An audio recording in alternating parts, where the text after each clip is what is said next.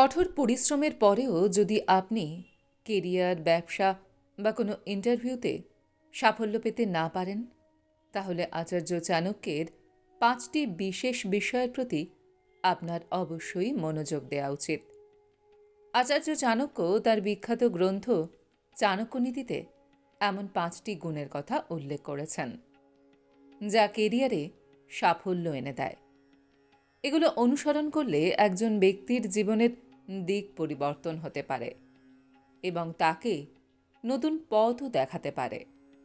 প্রসঙ্গত, চাণক্যনীতিতে এমন অনেক বিষয় লেখা আছে যেগুলো গ্রহণ করলে একজন ব্যক্তি নিজের জীবনে সুখী এবং সফল জীবনযাপন করতে পারবেন।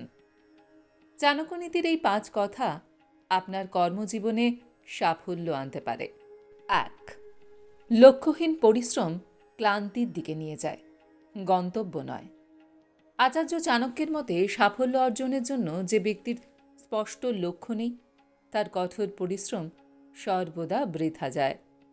যদি আপনি একই ধরনের কাজে বারবার ব্যর্থ হন, তাহলে আপনার থামতে হবে এবং ভাবতে হবে যে আপনি কি সত্যিই সেই কাজের জন্য তৈরি, নাকি আপনার গন্তব্য অন্য কিছু। ২. রাগ নিয়ন্ত্রণ করা। তুচ্ছ বিষয়ে রেগে যাওয়া ব্যক্তিকে কেউই পছন্দ করেন না। এমন ব্যক্তির কেরিয়ারের বৃদ্ধিও থেমে যায়।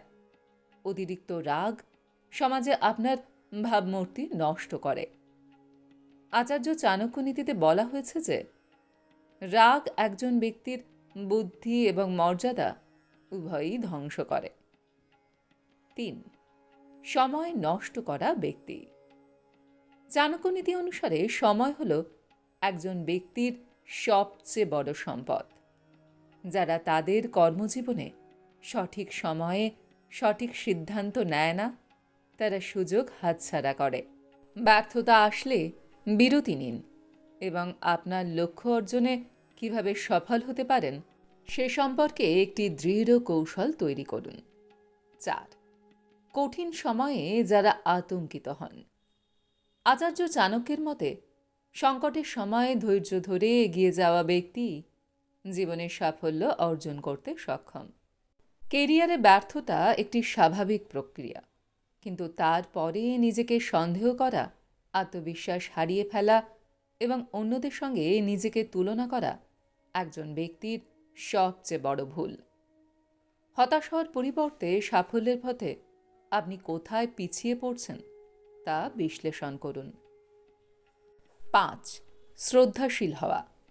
চাণক্যনীতি অনুসারে প্রবীণদের আশীর্বাদ একজন ব্যক্তির সাফল্যের পথ সহজ করে তোলে। অফিসেও আপনার সিনিয়রদের সম্মান করুন। যে ব্যক্তি সম্মান দেয় সে সকলের প্রিয় হয়ে ওঠে, যা তাকে সাফল্য অর্জনে সহায়তা করে।